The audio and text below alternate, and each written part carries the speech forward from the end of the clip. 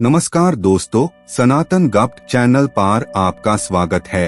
पिछले वीडियो में हमने पतंजलि योग सूत्र के प्रथम भाग समाधिपद के 23 सूत्र तक की व्याख्या हिंदी में जाना।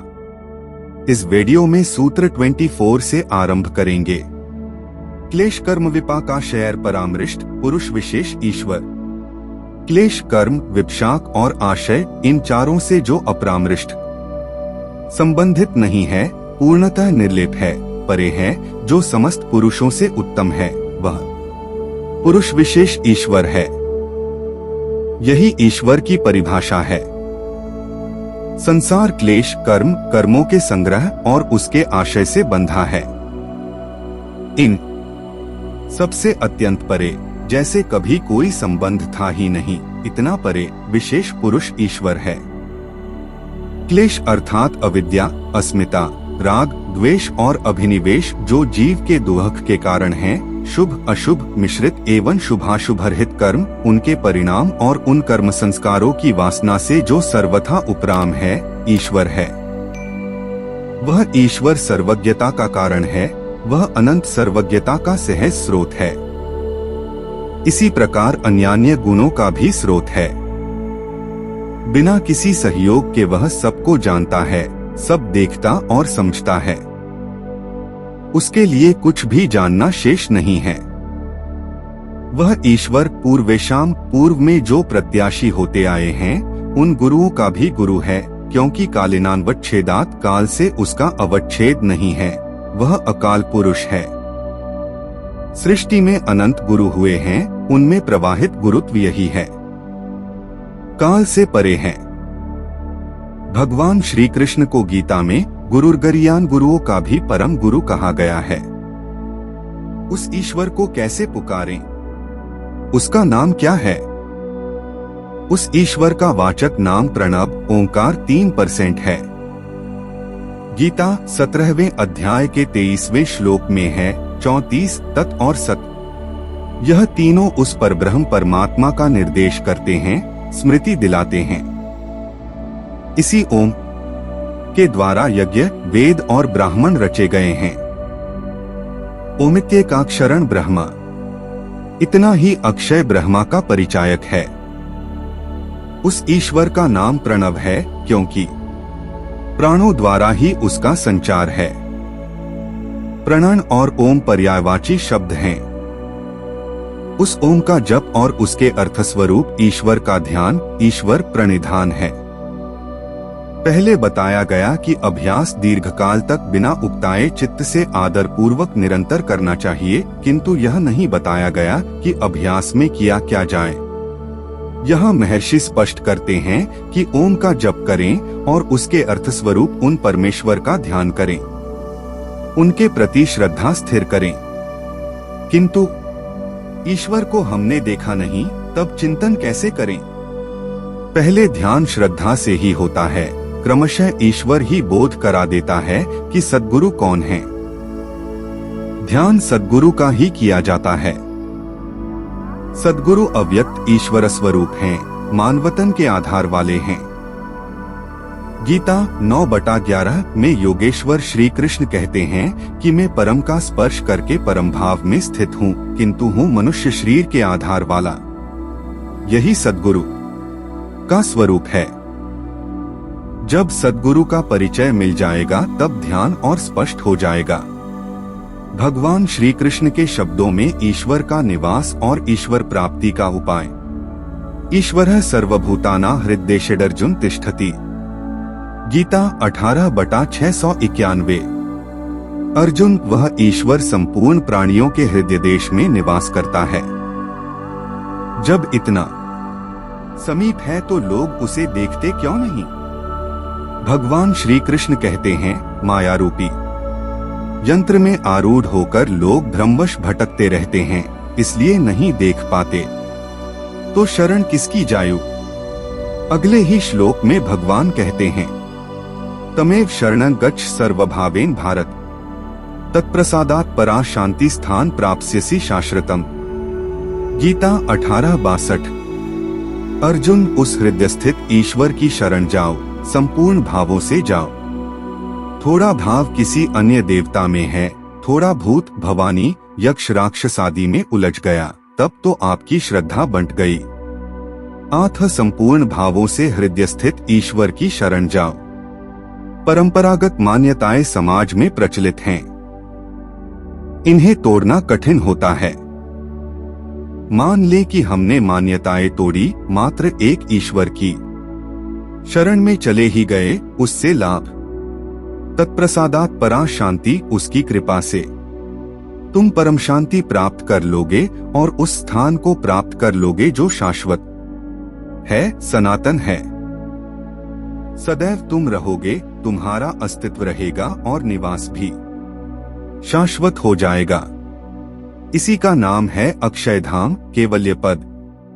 किंतु हृदय स्थित ईश्वर को हमने देखा नहीं, उसकी शरण में जाए तो कैसे? उसकी विधि क्या है? अगले ही श्लोक में कहते हैं, अर्जुन इससे भी अति गोपनीय मेरे रहस्ययुक्त वचन को सुन। मनमना भव मद्भक्तो मद्याजी मां नमस्कुरु मामे वैश्यसी सत्यंते प्रति जाने प्रियोडिसी में। गीता 18:65। अर्जुन, मुझ में मन को लगा, मुझे नमस्कार कर, मेरा अनन्य भक्त हो। मैं सत्य कहता हूँ, तू मुझ में निवास करेगा। सर्वधर्मान परित्यज्य मामेक शरणं व्रज हत्वा सर्वपापेभ्यो मोक्षयिष्यामि मा शुच्च। गीता 18:66। अर्जुन, संपूर्ण धर्मों का परित्याग कर दो, एकमात्र मेरी शरण हो जा, मैं तुझे संपूर्ण पापों से मुक्त कर दूंगा। तू शोक न कर। भगवान ने पहले 2 श्लोकों में बताया कि ईश्वर का निवास हृदय में है, उसकी शरण जाओ। अगले ही 2 श्लोकों में कहते हैं, नहीं, सारे धर्मों की चिंता छोड़ केवल मेरी शरण में आओ, मन तो एक है। संपूर्ण भाव हृदयस्थ ईश्वर में भीतर लगाएं या दूसरा बाहर जो श्री कृष्ण खड़े हैं उनकी शरण में जायो। वास्तव में यदि हृदय स्थित ईश्वर को प्राप्त करना है तो वर्तमान में जो ईश्वर भाव को प्राप्त शरीर में सद्गुरु हैं, उनकी शरण में जाना होगा। श्री कृष्ण एक योगेश्वर एवं सद्गुरु थे। 8 संपूर्ण भावों से इन सद्गुरु की शरण जाना है। 18 योग दर्शन। भगवान श्री कृष्ण ने कहा, मानुषीण तनुमाभृतम, गीता 9:11। मैं परम का स्पर्श कर परम भाव में स्थित हूँ, किंतु मनुष्यतन के आश्रित हूँ। शरीर तो एक आधार है। ऐसे सद्गुरु के स्वरूप के ध्यान की विधि बतलाते हुए भगवान कहते हैं, यदक्षरं वेदविदो वदन्ति विशन्ति यद्यत्यो वितरागा यदिच्छन्तो ब्रह्मचर्य चरन्ति तत्ते पदं संग्रहेण प्रवक्ष्ये। गीता 8:19। प्रत्यक्षदर्शी महापुरुष जिसे अविनाशी कहते हैं, बीतराग महापुरुष परम विरक्त जिसमें प्रवेश करते हैं, जिसे चाहने वाले ब्रह्मचर्य आदि कठोर व्रतों का पालन करते हैं, उस परम पद को मैं संक्षेप में कहूंगा। सर्वद्वाराणि संयमय मनो हृदि निरुध्य च मूर्धन्याधायात्मन प्राणमा स्थितो योग धारणा। गीता 8:12। संपूर्ण इंद्रियों के दरवाजों को संयमित कर, वासनाओं से समेटकर, मन को हृदय देश में स्थिर कर, अंतःकरण में योग विधि धारण कर, उमित्येकाक्षरं ब्रह्मा व्याहरन् मामनुस्मरन् यह प्रयाति त्यजन देह स याति परमागति। गीता 8:13। ओम जो अक्षय ब्रह्मा का परिचायक है, उस नाम का जप करते हुए, मामनुस्मरण मेरे स्वरूप का भली प्रकार ध्यान धरते हुए, सतत चिंतन करते हुए जो देहाध्यास का त्याग कर जाता है, तत्क्षण वह परमति को प्राप्त हो जाता है। यहाँ श्री कृष्ण ने हृदयस्थ उस ज्योतिर्मय ईश्वर को प्राप्त करने के लिए ईश्वर की ही शरण जाने पर बल दिया, किंतु ईश्वर को हमने देखा नहीं। शरण जाए तो कैसे? इस पर उन्होंने कहा कि मेरी शरण में आ। श्री कृष्ण के ही शब्दों में वह एक सद्गुरु हैं, अर्थात ईश्वर की प्राप्ति के लिए ईश्वर भाव को प्राप्त सद्गुरु की शरण जा। सद्गुरु एक अवस्था है, एक स्थिति है। इन सद्गुरु की शरण, उनके चरणों का ध्यान ही एक उपाय है। भगवान कहते हैं, अर्जुन, चातुर्वर्ण्य मया सृष्टम, 4 वर्णों की रचना मैंने की, तो क्या 4 भागों में मनुष्यों को बांट दिया? भगवान कहते हैं, नहीं, गुण कर्म विभागशः, गीता 4/13 गुणों के माध्यम से कर्म को 4 श्रेणियों में बांटा। गुण एक पैमाना है, तराजू है। गुण 3 हैं, सात्विक, राजस और तामस। तामसी होगा तो आलस्य प्रमाद रहेगा, राजसी होगा तो कामनाओं का बाहुल्य रहेगा, सात्विक होगा तो धारणा ध्यान की पकड़ सहज हो जाएगी। इन गुणों के माध्यम से ही कर्म को 4 भागों में भगवान ने बांटा। योग विधि यज्ञ है, उसे क्रियान्वित करना कर्म है। गीता के अनुसार कर्म केवल आराधना है, चिंतन है, योग की निश्चित विधि है। इसीलिए इसे नियत कर्म कहा गया। इस नियत कर्म को भगवान ने 4 भागों में बांट, अति उत्तम, उत्तम, मध्यम और निकृष्ट। इसके कर्ता मुझ अव्यक्त आत्मा को तू अकर्ता ही जान। आप बोलते हैं शरीरधारी हैं, विभाजन करते हैं, तो आप अकर्ता क्यों? इस पर भगवान कहते हैं, न मा कर्माणि लिम्पन्ति न मे कर्मफले स्पृहा इति मा योऽभिजानाति कर्मभिर्न स बध्यते। गीता 4/14।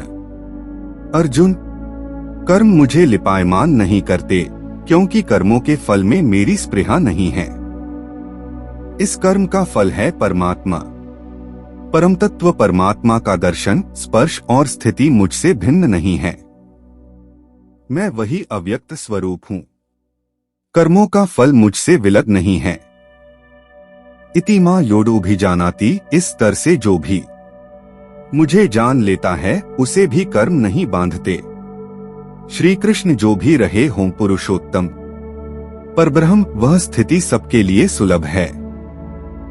इसी आशय को यहाँ महर्षि पतंजलि ने भी प्रस्तुत किया है कि ईश्वर का वाचक प्रणव है, उसका जप करें और उसके अर्थस्वरूप ईश्वर का चिंतन करें, जो सर्वज्ञ है, गुरुओं का गुरु है, सद्गुरु है। किंतु शरीर के अंतराल में कुछ ऐसे विघ्न हैं जो जप और ध्यान में मन को टिकने ही नहीं देते। इस पर कहते हैं, ततः प्रत्यक्षरेतनाधिगमो 5 29 उक्त साधन नाम ओम के जप और ईश्वर सद्गुरु के ध्यान के अभ्यास से अंतरायाभाव, अंतराय अर्थात विघ्नों का अंत हो जाता है तथा अंतरात्मा के स्वरूप का ज्ञान हो जाता है। जिन विघ्नों का अभाव हो जाता है वे कौन हैं? इस पर कहते हैं, व्याधिस्त्यान संशय प्रमादालस्यावृत्ति भ्रांति दर्शनालब्ध भूमिकत्वान व स्थितत्वानि चित्त विक्षेपास्तेडंतराया। व्याधि, स्त्यान, संशय, प्रमाद, आलस्य, अविरति, भ्रांति दर्शन, अलब्ध भूमिकत्व और अनवस्थितत्व ये 9 चित्त के अंतराय हैं, आंतरिक विघ्न हैं। बाह्य संगदोष न होने पर भी साधक को भीतर ही भीतर उद्वेलित कर देते हैं, जिससे साधन में मन नहीं लगता। इन विष्णुओं में सर्वप्रथम व्याधि अर्थात रोग है। शरीर या किसी इंद्रिय में रोग उत्पन्न हो जाना, चित्त का उससे प्रभावित हो जाना और चिंतन छूट जाना व्याधि है। दूसरा विघ्न स्त्यान अर्थात चित्त की अकर्मण्यता है। इच्छा होने पर भी साधन में प्रवृत्त न होने का स्वभाव स्त्यान है। योग साधन के फल में अथवा अपनी ही शक्ति में संदेह हो जाना संशय है।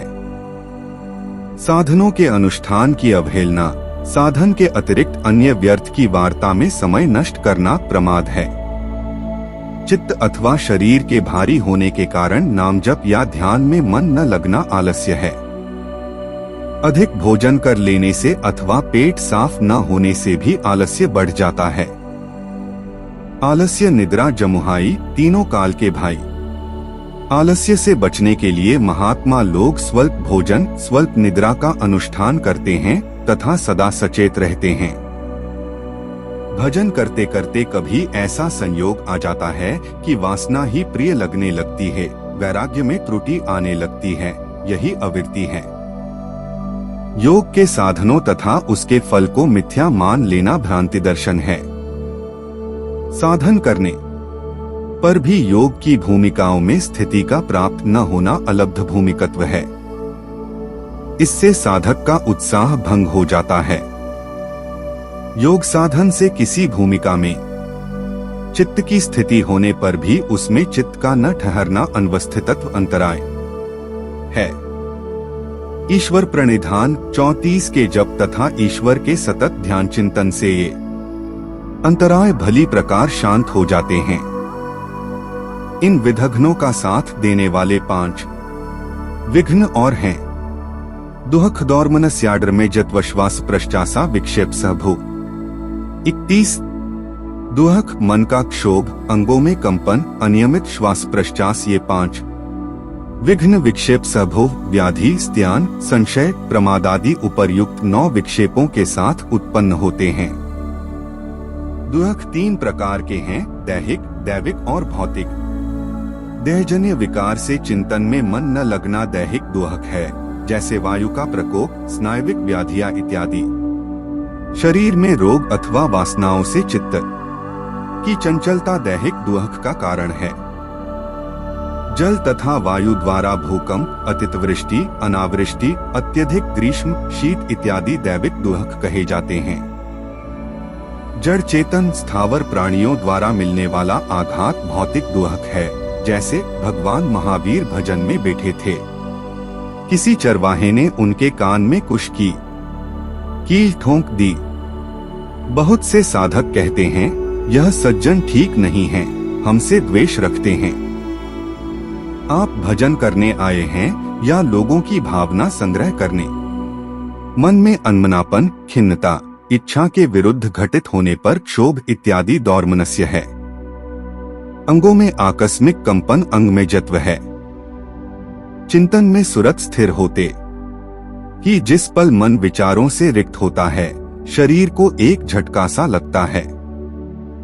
साधक उछल पड़ता है, आगे पीछे दाएं बाएं कहीं गिर भी सकता है। इससे सतर्क करते हुए पूज्य महाराज जी निर्देश देते थे कि साधक का आसन न अति नीचा और न अत्यंत ऊंचा ही होना चाहिए। इस प्रकार शारीरिक कंपन अंग में जत्व है और कभी कभी इन व्याधि इत्यादि अंतरायों के प्रभाव से योग का सांगोपांग अनुष्ठान नहीं हो पाता।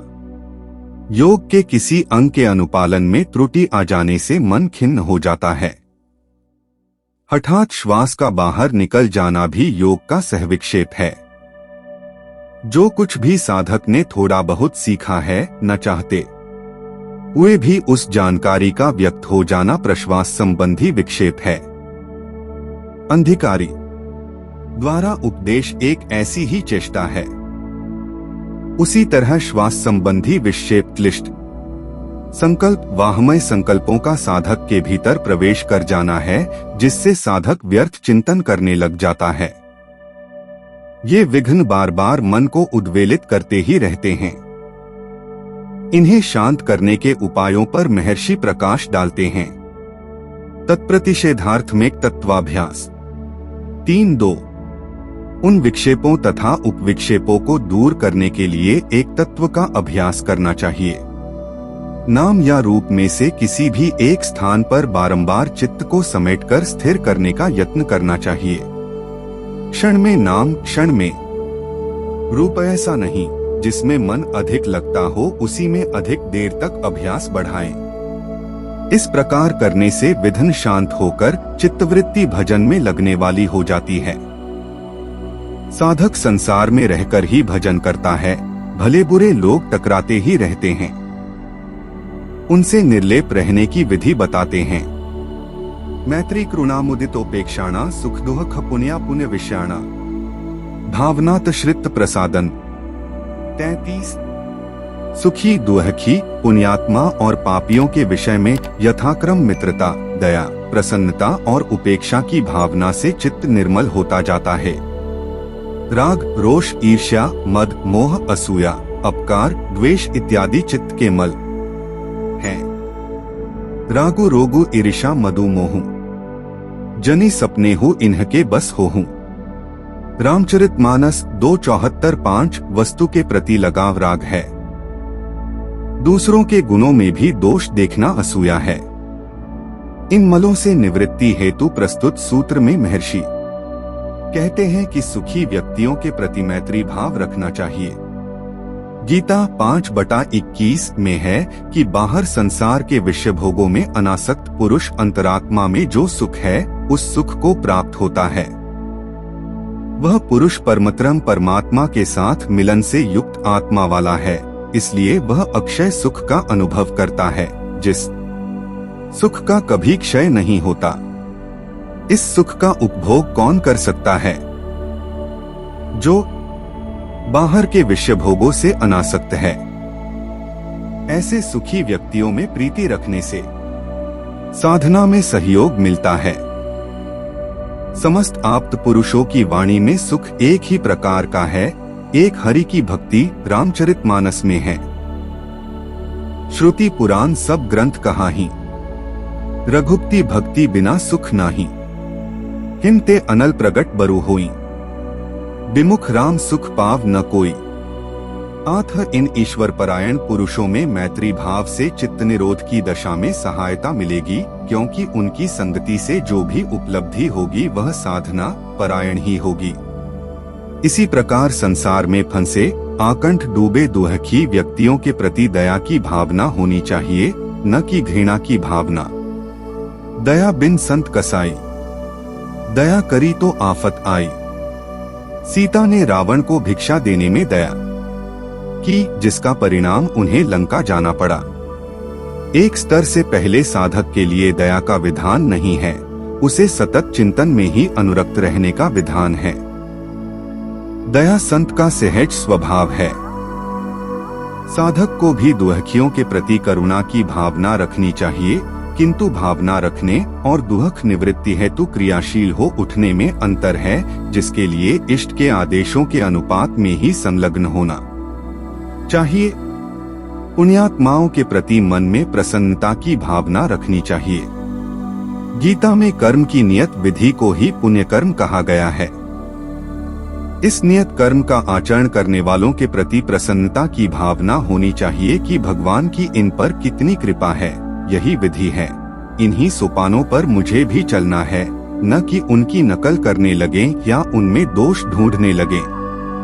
पापात्मा अर्थात जो पतन की ओर उन्मुख हैं, ऐसे लोगों का संसर्ग होने पर उनके गुणदोषों से तटस्थ रहना चाहिए। उदासीन नित रहिए गोसाई, खल परिहर्य स्वान की नाई। रामचरितमानस 7:107-15। उसका त्याग नहीं, असंग रहना चाहिए। व्यक्ति बुरा नहीं होता, उसकी परिस्थिति ही ऐसी है। आप उनसे कुछ ग्रहण न करें। इन भावनाओं से चित्त निर्मल होने लगता है। चित्तवृत्ति को स्वच्छ करने के लिए अन्य उपाय बतलाते हैं।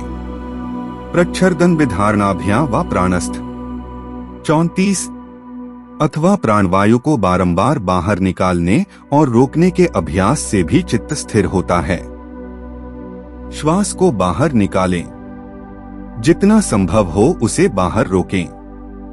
बार बार श्वास बाहर निकालें और रोकें। 4-6 बार भी ऐसा करने से दूषित वायुमंडल बाहर हो जाता है। चिंतन में बैठने पर मन शीघ्र एकाग्र होता है। चिंतन, भजन, नाम रूप में मन अधिक लगता है। चित्त को स्थिर करने का एक अन्य उपाय महर्षि बतलाते हैं। विषवती व प्रवृत्तिरुत्पन्ना मनस स्थिति निबंधनी 35।